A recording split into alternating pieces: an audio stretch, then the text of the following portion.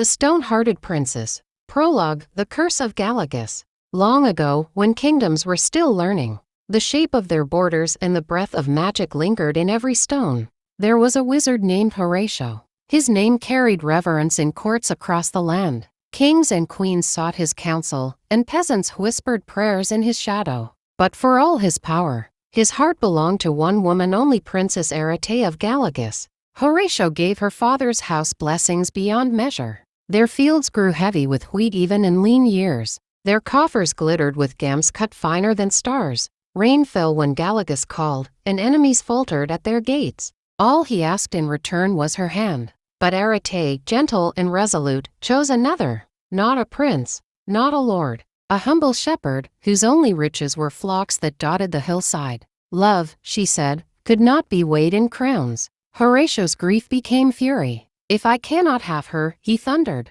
voice shaking the palace walls, then no daughter of Galacus shall ever love without paying the price. He struck the marble floor with his staff. The curse uncoiled like a serpent. When a maiden of Galacus gives her heart, her body shall betray her. Stone shall creep through her flesh until love itself consumes her. 7 generations bore the weight of that curse. 7 maidens hardened into statues of sorrow. A hall was built to keep them, a silent gallery, where mothers wept and kings turned their faces away. Yet Horatio's heart, though broken, warred with itself. For all his pride, he could not wholly condemn the woman he loved. In secret, he crafted a counterspell. Upon a scroll, he wrote, "If Galacus' blood and my blood are joined in true love, the curse shall shatter." But his shame was vast. He wrapped the scroll in enchantments and hid it within the palace, in places only fate might guide. Arete bore her son in joy, but the curse claimed her swiftly. Her flesh hardened, her lips froze mid-lullaby.